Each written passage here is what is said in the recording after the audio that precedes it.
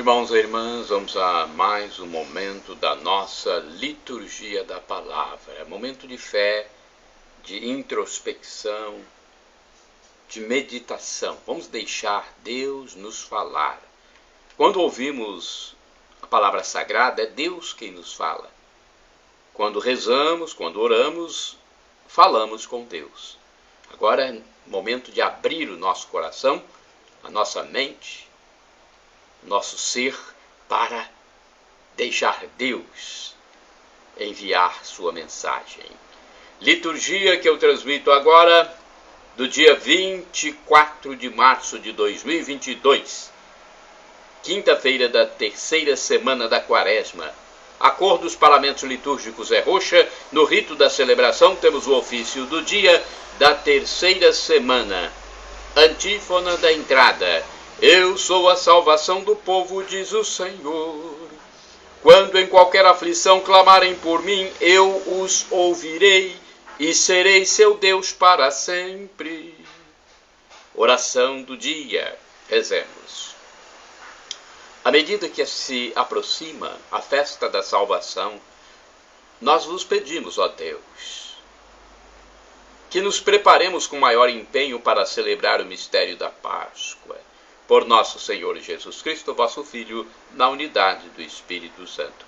Primeira leitura, leitura do livro do profeta Jeremias, capítulo 7, versículos do 23 ao 28. Assim fala o Senhor. Dei esta ordem ao povo, dizendo: ouvi a minha voz, assim serei o vosso Deus, e vós sereis o meu povo. E segui adiante por todo o caminho que eu vos indicar, para serdes felizes. Mas eles não ouviram e não prestaram atenção. Ao contrário, seguindo as más inclinações do coração, andaram para trás e não para a frente. Desde o dia em que seus pais saíram do Egito até o dia de hoje. A todos enviei meus servos, os profetas, e enviei-os cada dia, começando bem cedo. Mas não ouviram e não prestaram atenção. Ao contrário, obstinaram-se no erro, procedendo ainda pior que seus pais. Se falares todas essas coisas, eles não te escutarão. E se os chamares, não te darão resposta. Dirás então: esta é a nação que não escutou a voz do Senhor, seu Deus, e não aceitou correção. Sua fé morreu, foi arrancada de sua boca. Palavra do Senhor, graças a Deus. Salmo responsorial é o Salmo 95, versículos do 1 ao 2, do 6º ao 9, refrão é o 8º. Oxalá ouvisseis hoje a voz do Senhor, não fecheis os vossos corações. Repitamos: oxalá ouvisseis hoje a voz do Senhor, não fecheis os vossos corações. Vinde, exultemos de alegria no Senhor, aclamemos o rochedo que nos salva. A seu encontro caminhemos com louvores e com cantos de alegria os celebremos. Oxalá ouvisseis hoje a voz do Senhor, não fecheis os vossos corações. Vinde, adoremos e prostremo-nos por terra e ajoelhemos retificando, e ajoelhemos ante o Deus que nos criou, porque Ele é o nosso Deus, nosso pastor, e nós somos o seu povo e seu rebanho, as ovelhas que conduz com sua mão. Oxalá ouvisseis hoje a voz do Senhor, não fecheis os vossos corações. Oxalá ouvisseis hoje a sua voz, não fecheis os corações como em Meriba, como em Massa, no deserto, aquele dia em que outrora vossos pais me provocaram, apesar de terem visto as minhas obras. Oxalá ouvisseis hoje a voz do Senhor, não fecheis os vossos corações. Repitamos: oxalá ouvisseis hoje a voz do Senhor, não fecheis os vossos corações. Evangelho de Jesus Cristo segundo São Lucas, capítulo 11, versículos do 14 ao 23. Jesus Cristo. Sois bendito, sois ungido de Deus Pai. Jesus Cristo, sois bendito, sois ungido de Deus Pai. Voltai ao Senhor nosso Deus, Ele é bom, compassivo e clemente. Trecho de Joel, capítulo 2, versículos do 12 ao 13. Jesus Cristo, sois bendito, sois ungido de Deus Pai. Jesus Cristo, sois bendito, sois ungido de Deus Pai. O Senhor esteja convosco. Ele está no meio de nós. Proclamação do Evangelho de Jesus Cristo segundo São Lucas. Glória a vós, Senhor. Pelo sinal da Santa Cruz, livra-nos Deus nosso Senhor dos nossos inimigos. Naquele tempo, Jesus estava expulsando um demônio que era mudo. Quando o demônio saiu, o mudo começou a falar e as multidões ficaram admiradas. Mas alguns disseram: é por Belzebu, o príncipe dos demônios, que ele expulsa os demônios. Outros, para tentar Jesus, pediam-lhe um sinal do céu. Mas, conhecendo seus pensamentos, Jesus disse-lhes: todo reino dividido contra si mesmo será destruído, e cairá uma casa por cima da outra. Ora, se até Satanás está dividido contra si mesmo, como poderá sobreviver o seu reino? Vós dizeis que é por Belzebu que eu expulso os demônios. Se é por meio de Belzebu que eu expulso demônios, vossos filhos os expulsam por meio de quem? Por isso, eles mesmos serão vossos juízes. Mas se é pelo dedo de Deus que eu expulso os demônios, então chegou para vós o reino de Deus. Quando um homem forte e bem armado guarda a própria casa, seus bens estão seguros. Mas quando chega um homem mais forte do que ele, vence-o, arranca-lhe a armadura na qual ele confiava e reparte o que roubou. Quem não está comigo está contra mim, e quem não recolhe comigo, dispersa. Palavra da salvação, glória a vós, Senhor. Vamos à reflexão, é a liturgia comentada de Antônio Carlos Santini, liderança da comunidade católica Nova Aliança, e-mail santini@novaalianca.com.br. O homem forte, Lucas 11, versículos do 14 ao 23. Jesus acaba de expulsar o demônio que reduzia um infeliz à completa mudez. A súbita recuperação de sua fala deixa a multidão mergulhada no espanto. Claro que não vou perder tempo a justificar a realidade da existência do espírito maligno para aqueles que traduzem o fato em diagnósticos psicológicos ou psicossomáticos. Não tenho tempo a perder com palpites. Sempre haverá alguém que se recuse a reconhecer o poder de Jesus Cristo, Filho de Deus encarnado.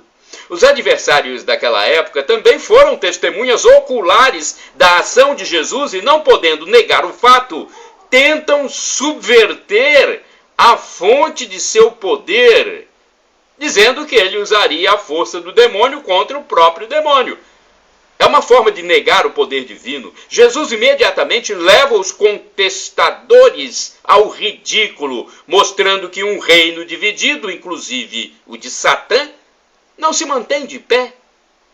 No fim de sua lição inesperada, Jesus se refere ao homem forte, versículo 21, que procura manter seus bens em segurança, confiando na própria armadura. E são numerosas essas armaduras humanas: diplomas, tecnologias de ponta, apoio político, projetos econômicos. Também no seio da igreja multiplicam-se as armaduras: projetos pastorais, campanhas de marketing cristão, planejamentos por eixos. É perigoso confiar na armadura. Perguntem a Golias. Até que entra em cena o homem mais forte. Lucas 11, versículo 22. E despoja inteiramente o homem forte. que perde até a própria couraça para a irrisão de todos. E o mais forte não é Satã, como poderia parecer. O mais forte é o próprio Cristo. E ninguém conseguirá a vitória se não estiver unido inteiramente a Ele. Toda empresa humana, secular ou eclesial, que se lança apoiada apenas em recursos humanos, técnicas de propaganda ou habilidades pessoais, caminha para o desastre. É que a edificação do bem é inseparável do combate contra o mal. O maligno, basta ler a vida dos santos, não ficará neutro diante do esforço humano, mas usará de todos os meios para minar a obra, começando por seduzir e corromper os obreiros. Aqueles que tentavam fazer o bem por conta própria, contando apenas consigo mesmos e seus próprios recursos, testemunham contra Cristo, considerando-o como dispensável. Que foi que disse o mestre? Quem não está comigo está contra mim, e quem não recolhe comigo espalha. Lucas 11, versículo 23. Quem não está comigo está contra mim. Quem não recolhe comigo espalha. Orai sem cessar, irmãos e irmãs. O Senhor é minha força e meu escudo. Salmo 28, versículo 7. Vamos agora aos santos do dia. São 2 santos no dia de hoje. Eu fiz a pesquisa no site da TV Século XXI. O site é www.rs21.com.br. Agora, da minha parte, podem pesquisar nos meus endereços eletrônicos e usar à vontade imagens e textos para evangelização, para tentar salvar almas.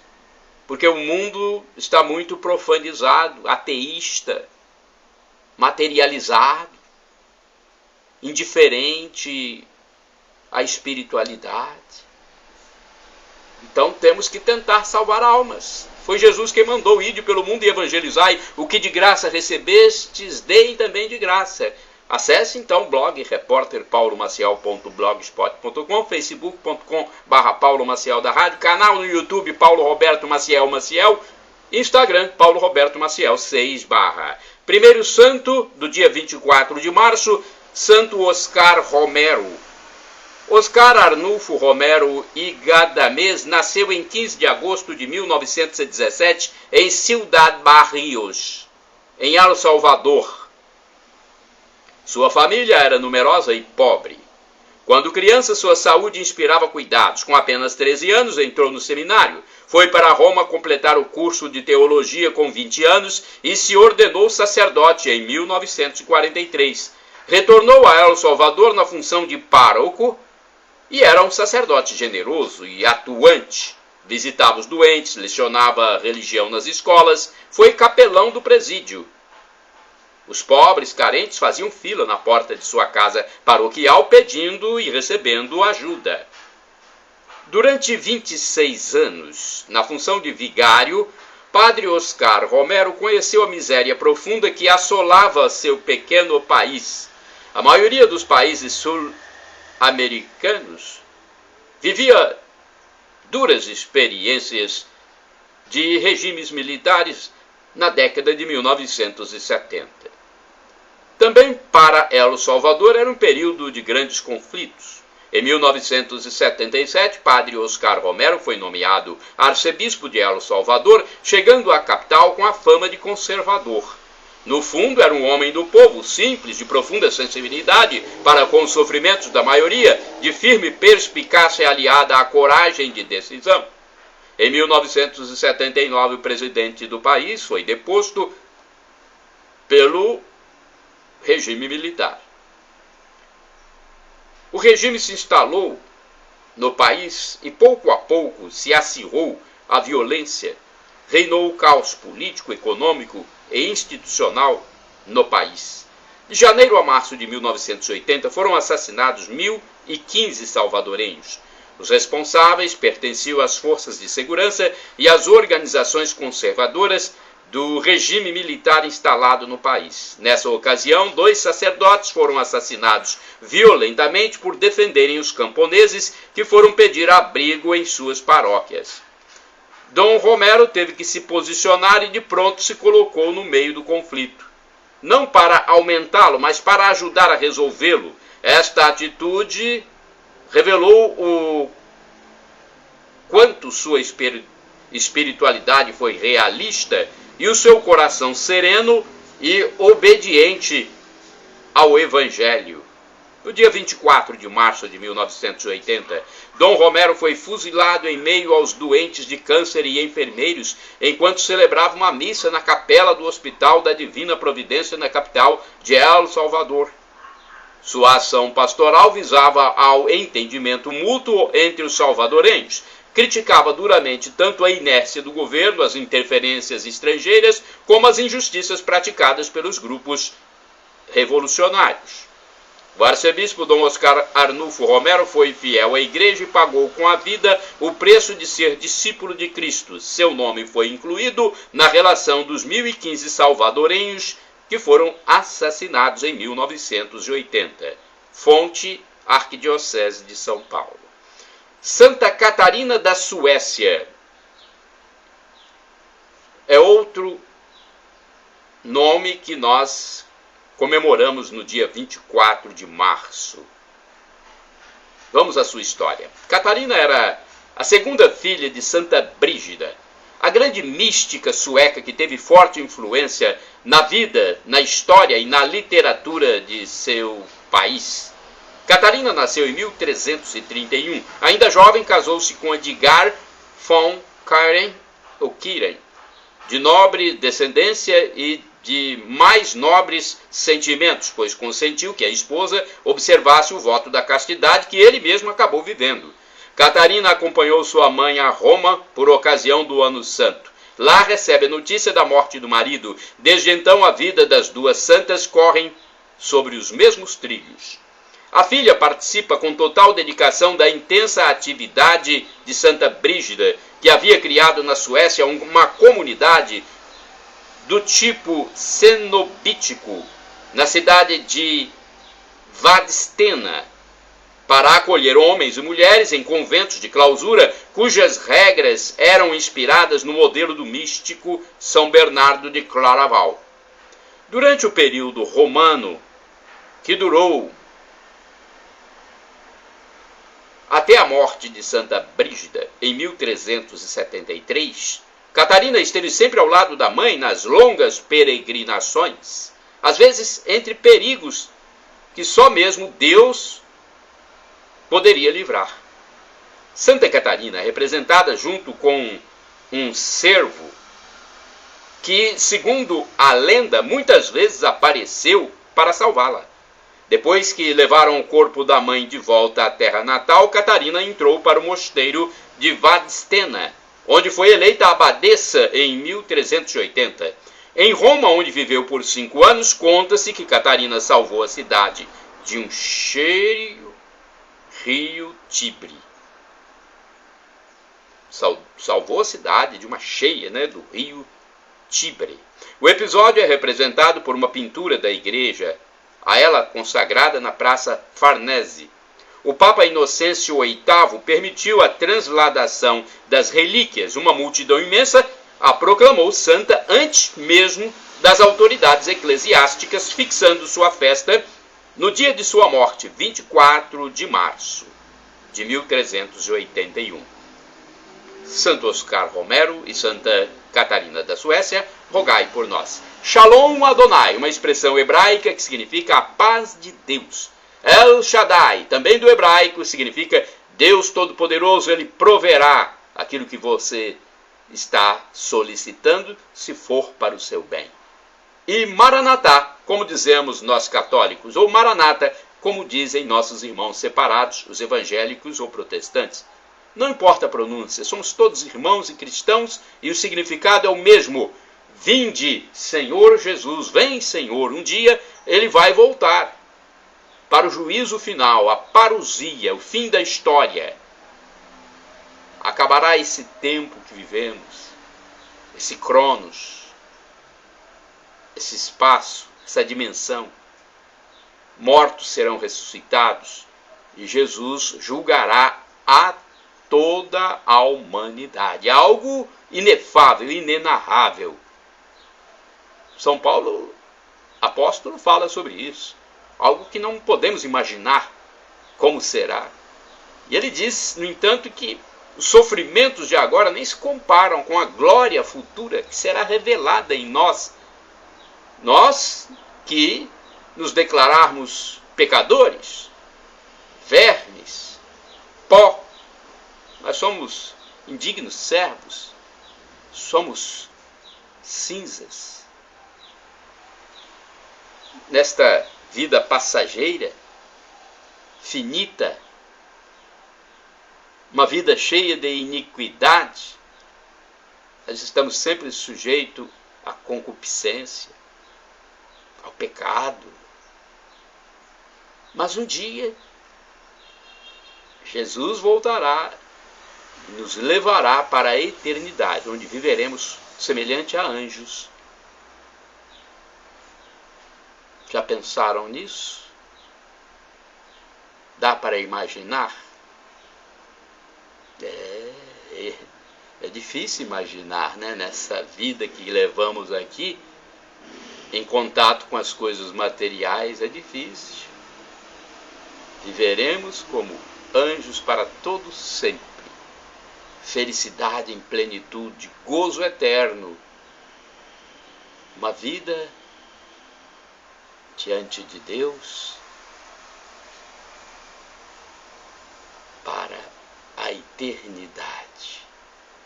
Senhor, perdão pelos nossos pecados, perdão pelos meus pecados, a cada átimo de segundo, pecados do pensamento, dos atos, das omissões, das palavras. Perdão, Senhor.